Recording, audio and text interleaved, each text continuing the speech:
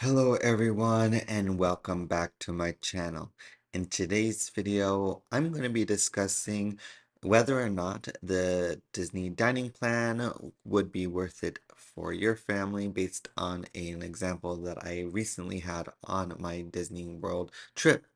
I hope you enjoy this video and I'll see you in the next one. Alright, so on my most recent stay at Walt Disney World, I did a one-night test stay of the Disney dining plan in 2025 to see if it is worth it. Now, worth it could mean whether it's good or bad for your family is determined based on the eating habits of your individual family and whether or not you want to maximize. Now, I do want to say that the dining plan is more for convenience than anything. Just to start off with, it is going to be for the quick service dining plan that I did purchase was $59.14. Now that is for two quick service meals, and those quick service meals include an entree and a drink.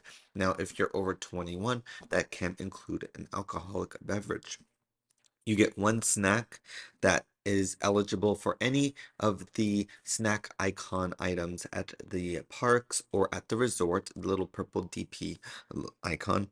And that also includes a refillable mug that you can use at the Walt Disney World Resort Hotel. Now, I would say that the $59 per night may shock a lot of people, but when you really think about Disney pricing, especially with food, maybe it's not as big of a deal, but I'm going to share just one day and whether or not it was worth it for me. So, in the morning time, I went to the resort. I was able to get one of the refillable mugs. Now, that would normally cost you around $23, $24. Now, depending on the length of stay, it may be more worth it because you are able to use it for your length of stay up to 14 days of the dining plan. Now, that does diminish because if you have a 10-day stay and that does cost $24, then it's $2.40 a day for the refillable mug versus if you just stayed 1 or 2 nights, then you're paying the full price for the mug and you don't get to use it very often to accumulate benefit of using with the soda machines at the resort. It doesn't work at the park, just the resort. Now, at the park, I went to lunch and I did go to Hollywood Studios. And so, for my situation, this was the best park to use this dining plan at for the day. Docking Bay 7, I went for lunch and I got a entree and a drink. Now, the combination of the two, if I was just to pay that out of pocket, would have been $26.24 with tax. I'm including tax on all this because when you purchase the dining plan, they add tax onto that purchase. So $26.24 for my lunch. That is entree and a specialty drink, non-alcoholic. Then later on that day, I was able to get a snack. That snack was from the milk stand. That was going to be $10.29 or $10.94 with tax. And then later on that night, I got some dinner at Fairfax Fair, which is close to Rock and Roller Coaster and Hollywood Tower Hotel.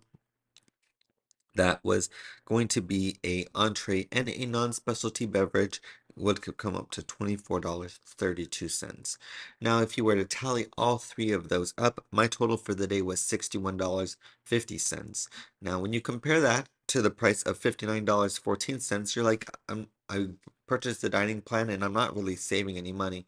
And that goes back to my original comment in the video. It's not for saving money, it's mainly for convenience.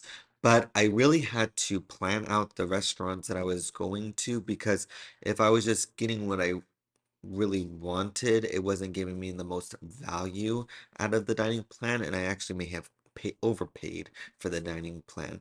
So if you are a family that doesn't go for the highest end items, I would really not recommend getting the dining plan or recommend it for individuals that have adults in the group and are purchasing alcoholic beverages with their lunch and dinner, because those tend to be $16 alone.